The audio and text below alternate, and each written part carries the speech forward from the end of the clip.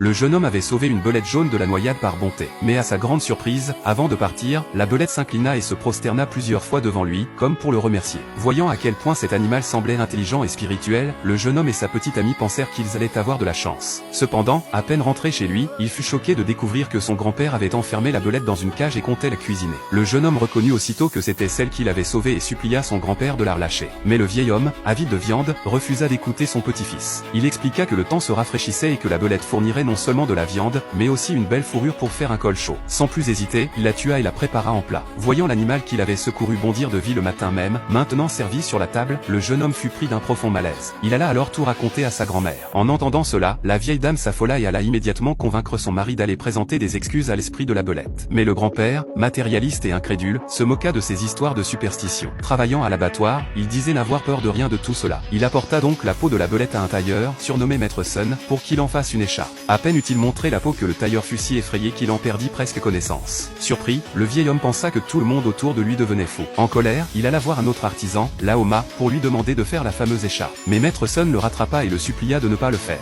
Mais il ne l'écouta pas. Cette nuit-là, le jeune homme fit un cauchemar étrange. Dans son rêve, sa petite amie se transforma soudainement en belette et tenta de le tuer. Il se réveilla en sursaut, le cœur battant. Il croyait que ce n'était qu'un mauvais rêve, mais le lendemain, sa petite amie vint le voir, bouleversée, disant qu'elle aussi avait rêvé qu'elle se changeait en belette et attaquait le jeune homme dans son sommeil. À ces mots, le jeune homme blêmit et raconta à son tour son propre rêve. Tous deux furent horrifiés par la similitude de leurs songes. Cela lui rappela la belette morte, et il regretta amèrement de ne pas avoir empêché son grand-père de la tuer. Soudain, il leva la tête et aperçut, terrifié, le visage de sa petite amie se transformer en celui d'une belette, avant de redevenir normal en un clin d'œil. Pris de panique, il s'enfuit chez lui. Là, il découvrit que son grand-père avait capturé encore plusieurs belettes vivantes. En pensant à toutes ces choses étranges des derniers jours, le jeune homme, sans réfléchir, les libéra tout en secret. Il croyait que tout rentrerait dans l'ordre, mais en rentrant chez lui à travers la forêt, il tomba sur sa petite amie qui l'attendait, avec un comportement étrangement inquiétant. Il voulut fuir, mais ses jambes refusèrent de bouger, comme clouées au sol. Le jeune homme comprit alors que les belettes venaient lui réclamer des comptes. Il tenta de parlementer, mais sa petite amie déclara d'une voix froide qu'elle était venue non pas pour se venger, mais pour le récompenser, avant de le pousser violemment à terre.